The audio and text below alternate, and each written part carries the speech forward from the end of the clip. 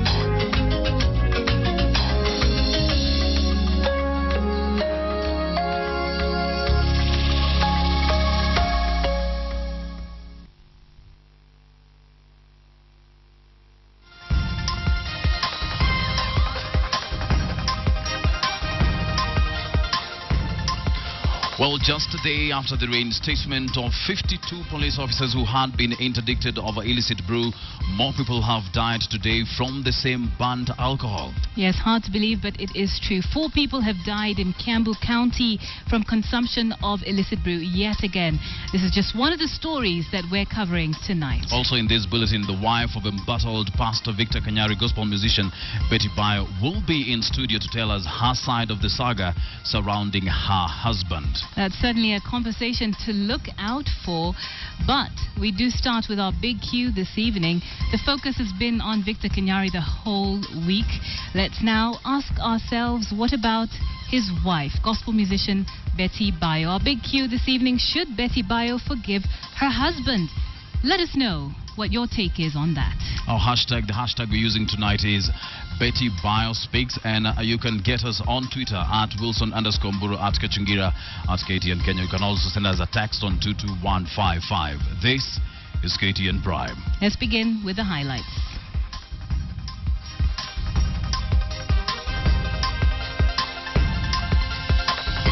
Kuamkia Jumatatu asubuhi nikajikuta nikiwa na shida ya kuona. Kiambu mourns again in killer brew tragedy. Nataka Mungu atanisaidia nifanye bidii kabisa, kwa sababu sijaenda shule kuanzia mwezi wa 5. Against all odds, how some candidates defied disease to begin their KCPE exams. Guns slowly trickling in as bandits surrender what they took from ill-fated officers. And inspiration at the pulpit.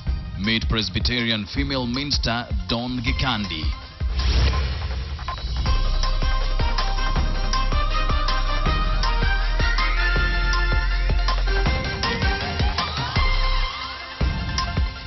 You are tuned in to the most comprehensive bulletin in the country. My name is Wilson Mburu. A very good evening and welcome. I'm Nancy Kachungira. So glad you could join us. Our sign language interpreter is William Silla. Now, it was indeed a day of reckoning for the KCPE candidates as they sat their examinations. That's right. For 2 of the candidates, however, their success comes way before the final results. That's right. Even before the end of the examinations. The mere fact that they can write the examination is sufficient reason to celebrate. KTN's Mercy Kandie tells us why.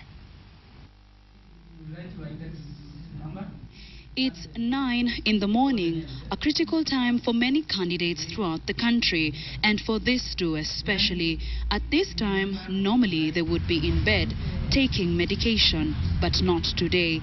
They leave their hospital beds, and a few meters away is what would be in the meantime their exam room for the next 3 days. 14-year-old Joshua Chirchir suffers from chronic kidney failure, while 15-year-old Dennis Kipngeno was diagnosed with leukemia. Nataka Mungu atanisaidia nifanye bidii kabisa. Kwa sababu sijaenda shule kuanzia mwezi wa 5. Na niko tayari nifanye mtihani. Na naomba Mungu anisaidie nipite. Today they sit for their favorite subject, mathematics. With a pencil at hand, they are set for the Kenya Certificate of Primary Education examination. They not only share in the pain, but the resources they have available, each giving the other hope to endure.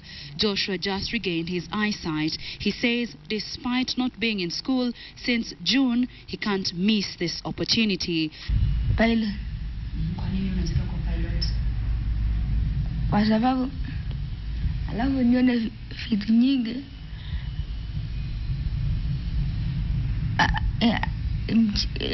mchini kwa sababu macho ilikuwa imenisumbua. Dennis wants to be a doctor. It's a day at a time journey here, and after today's paper, it's already a success, even before the results come out, having the will to endure. Na mambo ya transplant tulipoongea pengine kufanywa Kenyatta ama India, lakini pesa yake ni juu sana, ni kama 3 million. Huko India ni 3 million. So hiyo mpango tuko naye, tumeomba usaidizi kutoka serikali, tumejaribu lakini hatujafaulu. For 3 days, they will be at the Moi Teaching and Referral Hospital in Eldoret for both treatment and schooling. Tawishi marafiki zangu sote wafanye mtihani alafu tupite. I wish all candidates of Gilgit Primary School success. Inside this room are 2 boys who beat all odds amidst life's challenges. After 3 days, however, one challenge will be done. The challenge for sitting for the Kenya Certificate of Primary Education. One battle still remains, the fight for a healthier life. Marcy Kandiye, KTN, at the Moi Teaching and Referral Hospital in Eldoret, Uasin Gishu County.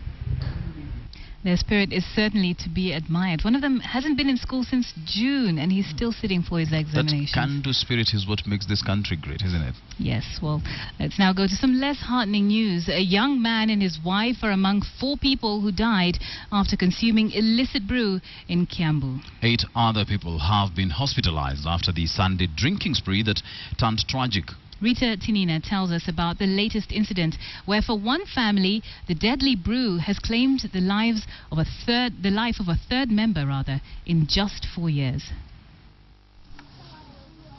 In Madare area of Kiambu, we meet Maria Ngina. Only 2 days ago, she had a son and a daughter-in-law. Now the two are part of the growing statistics of Kenyans who have lost their lives to illicit brews. Ngina had spent Sunday afternoon with her daughter-in-law Esther Gadhoni, who did odd jobs such as washing clothes and fetching water. On Sunday morning, Esther had gone to the market for a mamanjoki and was to be paid 50 shillings. Kanieresa, nitarudi huko kusukua 50. Akaenda akasukua. But when she came back, Ngina noticed her daughter-in-law was not her usual self. Nikamuuliza Esther, kwa nini unakuwa namna hiyo? Unakunywa nini tebu? Akaniambia, hapana, lakini kifua na kukohoa nasikia mbaya. But things got worse for Esther on Monday morning. Kaniambia, mami, mimi natafika hii. Nikiangalia nikaona ni damu. Nikamweleza Esther, hii kweli ni kifua? Efu ambia mi ile ulikunywa. Akaniambia nilikunywa tebo girasi 2. Na jioni nikienda kusukua 50 nikakunywa ngine moja. What Ngina did not know is that her daughter-in-law was not alone. Saa hiyo ndio bwana yake alieleza mimi, he mami, hata mimi nahara na tumbo inakuna. Her 33-year-old third-born son, William Kimani, had also had a glass or two to drink on Sunday. Those who knew Kimani and his wife Esther say the two always spent their free time together. The couple went to hospital. They didn't make it out. Kimani died at 2:30 a.m. Tuesday. Esther died 2 hours later. They leave behind 3 children, the youngest only 2 years and 4 months old. For Ngina, the death of her son and daughter-in-law may be a sad but a familiar story. Her 36-year-old firstborn son, Moses Minor, died in the year 2010. Pia alikufa 2010, alikuwa bwanangu. Pia alikufa na pombe kukunywa hivyo. Hadi saa ikamharibu maini. For Kimani and his wife Esther, it all started here at the Hunters Pub. They were among 4 people who died. 8 others are admitted at the Kiambu District Hospital. It remains unclear what exactly they consumed and where it came from. Kwa hivyo mimi sio mbaya. Juu katika Kenya sio marufuku kukunywa pombe. It is not the first time that illicit liquor is claiming lives here in Kiambu. Earlier in the year, 15 people died in Nazareth area. Here in Madare, the Kenyanjui family is traveling down the same road twice in less than 4 years as authorities struggle to deal with the menace. Rita Tinina, KTN, Kiambu. From that, let's go to that developing story in Kapedo. A total of 6 firearms have been voluntarily surrendered by a section of members of the Pokot community following orders by President Uhuru Kenyatta on Sunday. The firearms were taken during an ambush that left 21 administration police and 3 civilians dead. KTN's Ian Wafula made the journey up there, and he got exclusive coverage of the return of one of those firearms today by some of the bandits who took part in that ambush.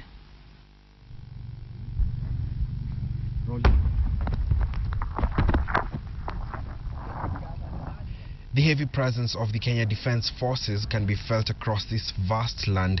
Operation Recover Firearms.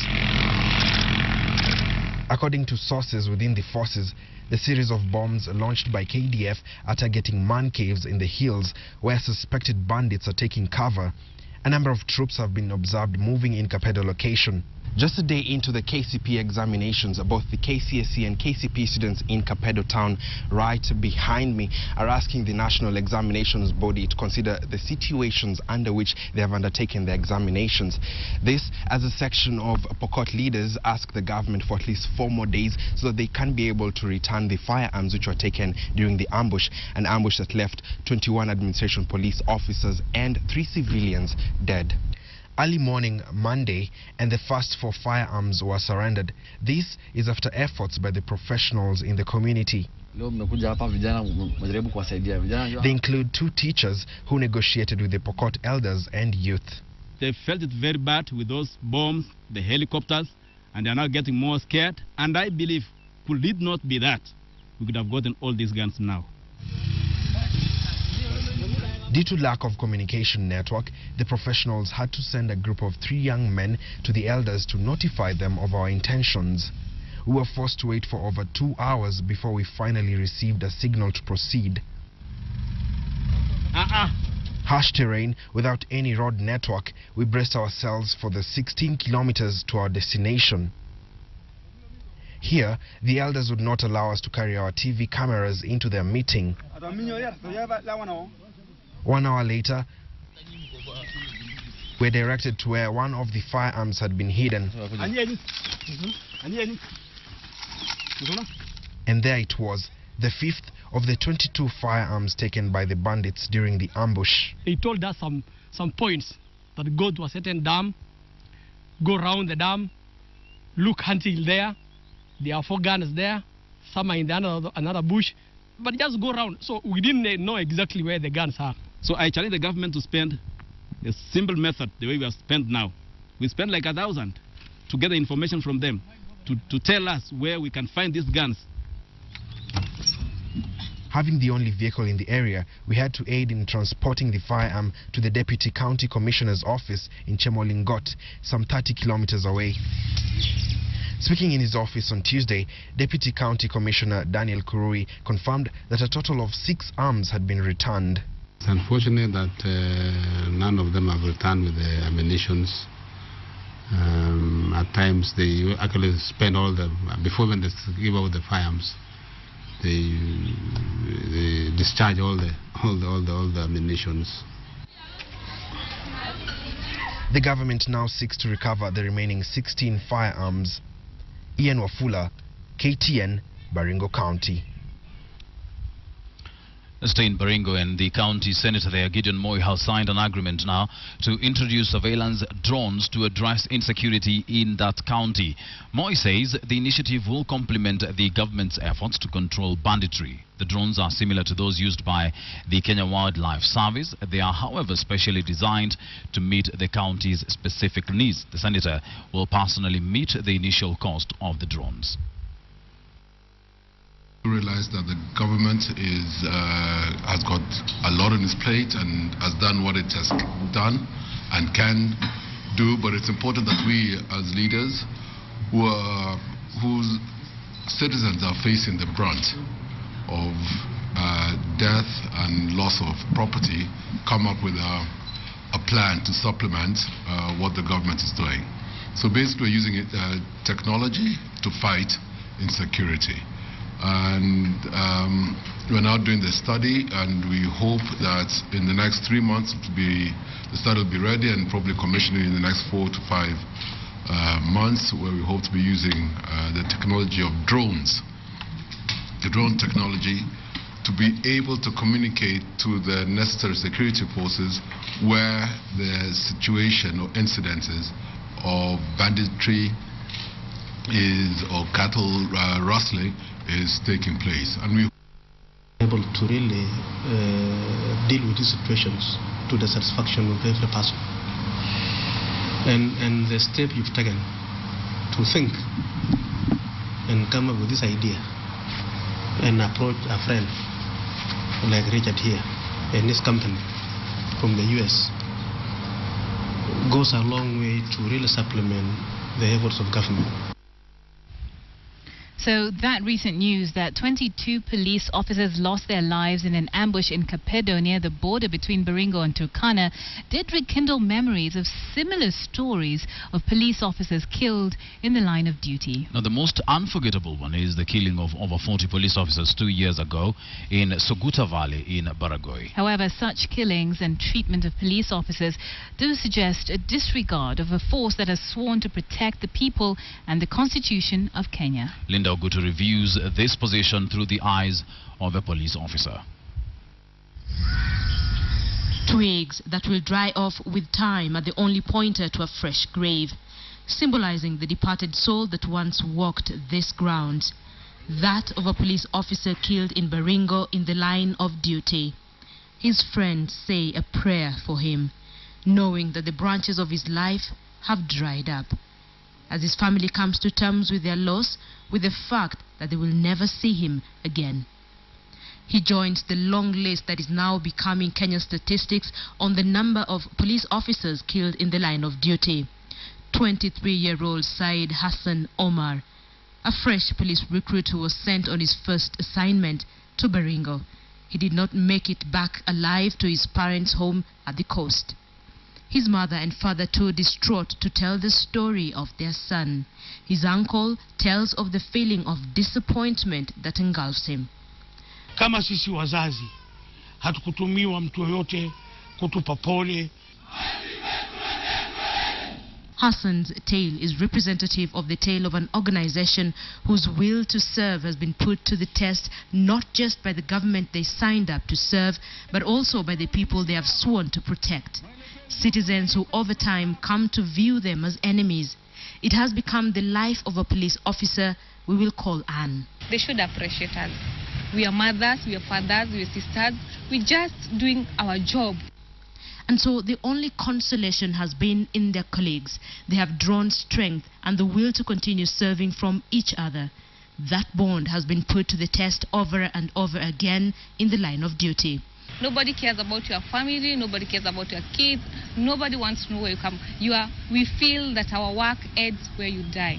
Anne says they make several sacrifices just to uphold the oath they take, and that tomorrow is not certain because of the nature of their jobs. Her words, a reflection of what a survivor at the Kapedo attack went through to save his life after being shot. I took some soil, and then I smeared the parts that could be seen. The appreciation is almost non-existent. Houses we share, we have no enough money to take our kids to school or even to feed yourself properly. For many police officers, serving in the force has been a struggle. The constant reminder that theirs is a necessary but painful struggle to gain acceptance by the public and appreciation from the government they serve. Those in the force hope that they will live long enough to see the government appreciate them more and meet them halfway. Linda Ogutu, KTN Prime. Cold conditions for police officers there. Quite ironic that, they pledge to serve and protect, but they are barely protected or served. Absolutely. It's a very worrying situation to be in this country. But let's remind you of our big question tonight. Remember, it's all about Betty Bayo, who is supposed to be here. We expect that she's going to come in any time now. And we're asking, should she forgive her husband? Remember, this is the story of Peter Kanyari, who has been... There are allegations of his conning his congregation. So we are asking, should Betty Bayo forgive her husband? The hashtag is Betty Bayo Speaks. Right, quite a few responses already, many responses actually. One from Sydney Obiero, he says she should try and help her husband out of that grave. If he does not want to get out of it, then she should move on. Sydney Obiero here says Betty should try and help her husband out of that grave. If he does not want, then no, this is the same one you read. Let me read another one. Only after she confesses she is in a marriage covenant, which is for better or for worse. Hashtag Betty Bayo Speaks. Well, keep talking to us and giving us your opinion. You're watching KTN Prime. We'll be back just after this break. Just ahead, inspiration at the pulpit.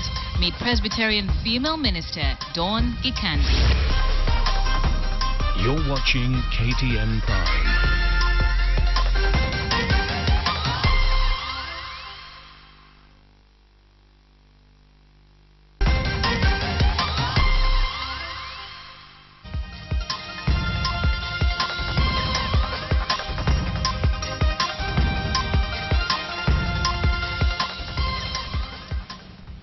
Welcome back to KTN Prime. Now, ODM has fined the MCAs who assaulted the party's executive director 10,000 shillings each. ODM's National Executive Committee has also formed a task force to investigate the incident further. Because the conduct was unbecoming of our leaders, therefore decided as a National Executive Committee to fine the members of the County Assembly collectively 100,000 shillings fine. Having said that, some serious allegations have been made against the executive director.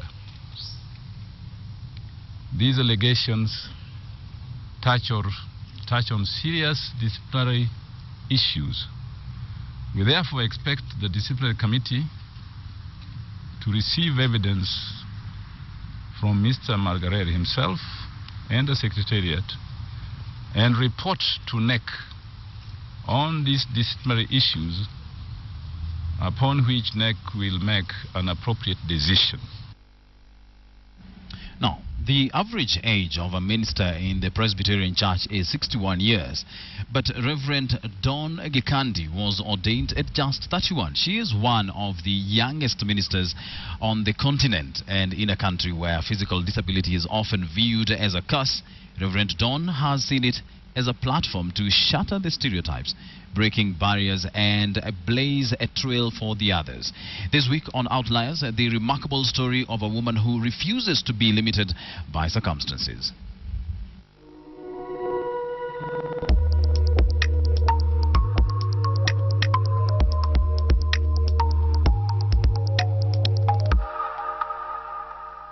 Ordained in April of 2014 at the age of 31, a theologian and a social media enthusiast, Reverend Dawn Gekandi is one of a few women and even fewer persons with physical disability who serve the church as an ordained pastor.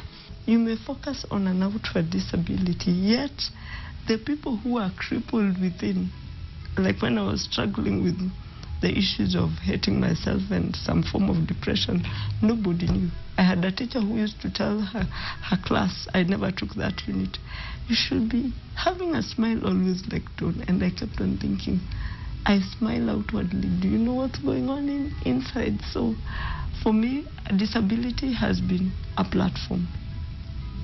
One, of people laughing, just being mean. Two, of me learning to depend on God. There was a time I just stood somewhere and asked God, now I need an angel here. I needed to access a building, and the way it was built, I needed help. And incidentally, someone just passed me and asked, do you need help? And I was like, thank you, Lord. And during those moments, I just get close to God in my own way. Here at Bahati Martyrs Church, Dawn and another pastor care for more than 4,000 congregants. Dawn regularly takes to Facebook to post inspirational messages and sends out Bible quotes to at least 400 people a day on her mobile phone. Having gone through some dark times herself, she knows the value of an encouraging word. I may not go through what you are or someone else's, but since I've struggled with something, I know what pain is, struggle is, doubt is, faith is at the end of all that and in between. So for me, it has really been used of God. Dawn wears a back brace tightened around her back to give it strength and uses a walking stick for stability. Her musculoskeletal condition is a result of injuries that her mother suffered during pregnancy when she was hit by a car while crossing a road. Medics warned Dawn's mother that the child born from that pregnancy would never walk and would likely suffer severe deformities.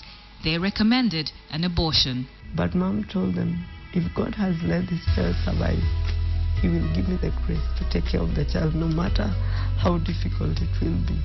I always wondered why God let me survive. In those days in high school, when it was so bleak and dreary, I would ask God, why didn't you just let me die? It would have been easier for my parents. It would have been easier for me, but my parents said it was the beginning of their joy. So back now to high school, looking back, I always wondered, why would God let me go through all that? There were many places I would have died before birth, during the accident, during birth, during that complication. And I kept on asking so many questions. And enough of those times I was very negative. But then I realized God doesn't have to change to be what I want Him to be. But I'm the one who needs to change to align myself with His will. Coming to terms with her physical limitations hasn't always been easy, but Dawn's unique perspective has made it possible for her to enjoy her work and pursue her passion. If you spend a day with people who cannot hear, the deaf or hearing impaired, you will learn one thing. When you're with them, you're the one who is disabled. They will talk. Disability is just a perspective. When they are together, I call it their normal. So it just depends on the perspective. So for me, it just reminds me I may not be enabled like the rest, but I have things that I've been enabled to do. I know it sounds like I'm a bit too optimistic. I know I'd be accused of that, but it's so real to me, where every moment of my life, that's what I'd want people to learn from. Someone came and said, no, you know, life is unfair. And sometimes I wonder, compared to what are you comparing life with? But, you know, difficult things happen, diseases, some that are very fatal or terminal, you know, and you don't choose it, you find yourself sick, accidents. And I thought, and for the first time, I think I shared with them my story. And I said, I couldn't change the accident. I wish I could at some point. But I realized that I had no control over that, but I have assigned my attitude. I may not choose what happens, but I choose how I respond to it. And I choose to see a positive side of it, or at least let God work on it with me. To become a minister at this church, Dawn Gikandi has overcome what many would say are insurmountable odds. But the way she sees things, what she has is not a disability, it's just a different kind of normal. Nancy Kachingira, KTN.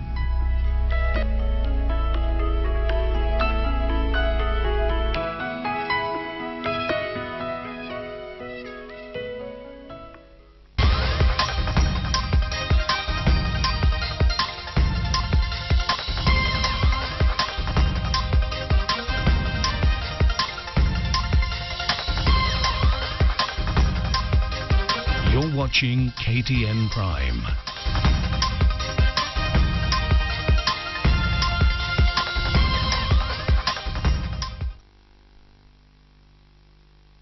Good evening and welcome to KTN Business. I'm Joy Doreen Bira. The Central Bank's Monetary Policy Committee has for the 9th time left the benchmark lending rate at 8.5% as inflation eases in the country. The bank, which last adjusted the central bank rate in May 2013, says there have been no fundamental changes to the factors of inflation while oil prices have been coming down. October inflation dropped marginally to 6.4% and within the government bands. While the rate has been successful on the inflation front, analysts predict policy action early next year to help stabilize the shilling that is currently under pressure. The shilling closed at 89.60 against the dollar, hovering close to levels last seen in 2011. And known for its rather enticing profits, telecom operator Safaricom did not miss a cue as it announced its half-year results. During the 6-month period, Safaricom posted 14.7 billion shillings in net profit, maintaining its status as the region's most profitable company. And as Adelaide Changole found out, winds of change are blowing Safaricom's way and the firm is stepping up to protect its staff. The time is 3:30 p.m. and the room is silent, waiting for the numbers from a firm that has set itself up as the outlier in the market. And Safaricom does not disappoint. Gross profit up 32.7% to 21.1 billion shillings for the 6 months between April and September this year. Net profit also up 30.6%, growing from 11.26 billion shillings in the same period last year to 14.76 billion shillings, higher than what most banks are quoting for the 9 months to September. Safaricom's total revenues are also up 12.6% from 69 billion to 79.34 billion shillings this year, driven by a 4.9% growth in customer numbers and increased usage of the firm's mobile money, data and voice services. Our customers are making real-time payments on M-Pesa to the value of 121 billion shillings per month. This equates to approximately 30% of Kenya's GDP. And the good news kept rolling in. The Communications Authority of Kenya has approved the sale of U-Mobile's assets to Safaricom and Bharti Airtel. The deal will see Safaricom assume U-Mobile's infrastructure, and Safaricom is already upbeat about the acquisition. And what that means for customers is that we can improve the quality of service. We can improve the capacity and the coverage. Workers at the troubled ESA telecoms will also get reprieve, with Safaricom saying they would be absorbed into its workforce beginning January. For the 150 members of staff that we have committed to take from ESA is that they now have peace of mind. So they now know that there is an employable future for them. Safaricom is optimistic it will continue to post impressive results in the second half of the year. To do this, the operator will be getting down to the business of protecting its M-Pesa turf against Equity's latest onslaught into the mobile money market. We see this as much of an incentive for us to improve on our own competitiveness, our efficiency, and the quality of service. Adelaide Changole, KTN Business. Thanks, Adelaide. As more listed companies take up sustainability reporting, Kenya Commercial Bank, KCB, today launched its 3rd sustainability report geared towards transforming the bank into a formidable regional financial institution within the next 5 years. Speaking during the launch, KCB Group CEO Joshua Oigara said the bank will focus its energies on supporting inclusive businesses with an emphasis on agency banking, mobile banking and job creation through its enterprise development strategy. Oigara reiterated the bank's activities hinged on financial stability, economic, social and environmental sustainability. With the largest branch network in the East African region, KCB's economic sustainability in terms of payments to government in form of taxes has increased from 5 billion shillings in 2012 to 5.7 billion shillings in 2013. For our customers, our vendors, our partners, our shareholders, and saying how do we build an inclusive prosperity for our people beyond just delivering profits. I mean, it's a good business. We're delivering the objectives we've set.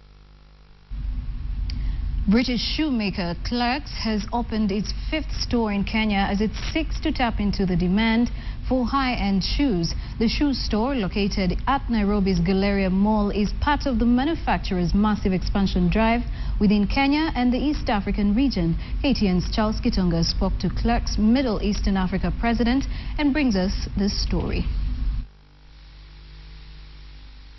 The growing middle class is whetting the appetite for many international brands seeking to cash in. From phones, cars to travel, the middle class has upped the demand for international brands, which retailers are slowly meeting. Nakumatt partnered with British shoemaker Clarks and has now opened its 5th store at the Galleria shopping mall with an eye trained on regional expansion. We're really proud to be in Galleria Mall, and Galleria Mall has a great tenant mix. It has a great brand mix, has great customers coming to the store. Clarks opened its first store in Kenya last year and has since been looking for new locations in both Kenya and the East African region to expand. This has not even been slowed down by the insecurity in the country that Clarks knows all too well after its store at the Westgate shopping mall was destroyed during the September 2013 attack. It was a big body blow for Clark Shoes because the store was only a few days old. I think we were even more determined to go in and open our next store faster, bigger and better than the one we've lost. By the end of next year, Clarks will open 10 more stores within Kenya as it charts its way to expand into the wider East Africa region. Its global aim is to open 100 new stores every year across the world for the next 5 years. The obvious next steps for us are to go into Tanzania, Uganda, potentially Rwanda. We will be opening our stores in Ethiopia as well this year. The 2 centuries-old business is counting big on East Africa to add onto its annual global sales of more than 50 million pairs of premium footwear worth 1.4 billion euros. Charles Gitonga, KTN. And from that, Pan Africa Insurance has announced plans to acquire a controlling stake in a local insurance firm, signaling the sector's dynamism. In a cautionary statement sent to the Nairobi Securities Exchange, Pan Africa says it has entered into an agreement with Gateway Insurance, which may culminate into taking up a controlling stake in the company.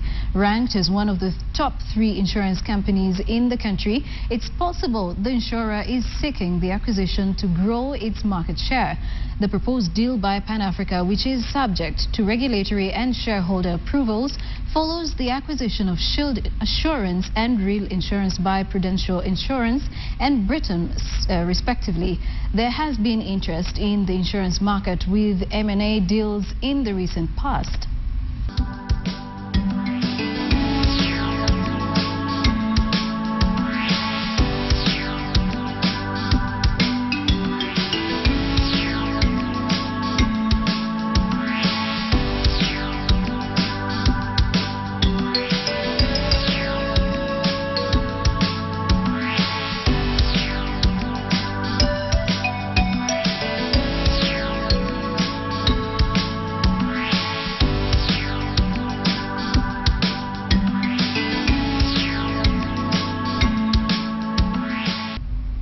And that's it for business. Do join me again tomorrow for yet another edition of the top stories in business. We'll now take a short break, and up next is KTN Sports. KTN Business.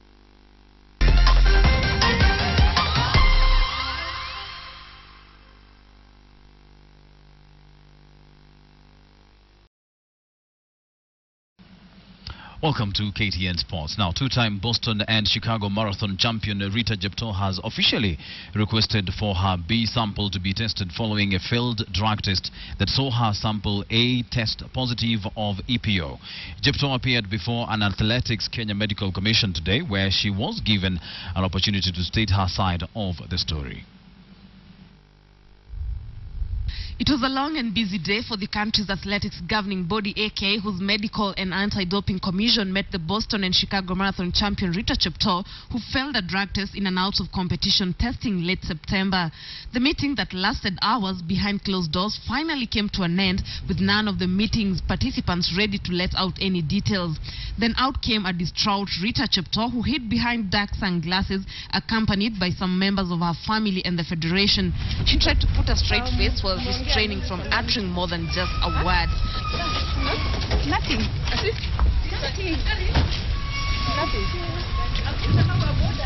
As she got whisked away, Athletics Kenya Vice Chairman David Okeo gave a vague breakdown of what transpired in the meeting while maintaining the federation's commitment to fight drug use in athletics. We have given a hearing to Rita. She has already given a statement. Athletics Kenya is taking this matter very seriously, and we would like to prove to the world that we are not lying on things that we know are bad. However, in a written statement released a while later, the federation confirmed that Jeptoo had officially requested for her B sample to be tested, despite claims that her agent Federico Rosa had ruled out a need for the B sample to be tested. The statement also stressed the need for confidentiality since the case is in its early stages. Jeptoo, who is a World Marathon Major Series winner in waiting, will have to wait until her sample B results have been returned and a ruling done by the IAAF. Now the whole world will wait in anticipation to see what will become of the two-time Boston Marathon and two-time Chicago Marathon champion Rita Jeptoo's failed drug test case, with all eyes on Athletics Kenya on how they're going to handle the case, which could be termed as the most high profile to hit the federation. Lynn Washira, KTN Sports. Well, it is time to close the bulletin. It is just unfortunate that we didn't have Betty Bio tonight. We did invite her and she did promise that she would come, but she says that, you know, she was stuck in traffic. She was not here, but we did ask you whether you believe that she should forgive her husband. That was a big question tonight, and a lot of responses coming through on Twitter. Let's just see whether we can get a couple of them. I don't know whether Nancy you have I certainly have loads here. This one from Jay Lotome. He says the Bible requires Betty to be with her husband. If she is a believer, then forgiveness is paramount. And another one here, this is Modo Strong, says Bio must have known what her genius hubby truly did for a living. I wish I could have heard her deny it. The one thing that we haven't said is given is the results of the poll that we took tonight. Should Betty Bio forgive her husband? 57% of you say yes, she should, and 43% of you say no. Esther Kavudha Muimi here says God is the only one who judges, not we human beings. Joffrey Lidza says forgive your husband and let him confess and repent. Karaoke Jose says she should forgive him. She made an agreement, covenant for love forever, for love until death do them part. Now this one says these are some of the numerous challenges a woman faces. Betty should not listen to people. I don't know if many women face this particular challenge, though. I think it's quite unique. Well, that is what you have had to say. A lot of responses coming through. Just unfortunate that we couldn't have her tonight. We hope that we can get her some other time to, tell us exactly what she feels about this whole saga surrounding her husband, Victor Kanyari. Well, thank you very much for joining us for KTN Prime. This Tuesday, William Silla was our sign language interpreter. And I'm Nancy Kachingira. Do have a very good night. My name is Wilson Buru. Enjoy the rest of the viewing. Good night.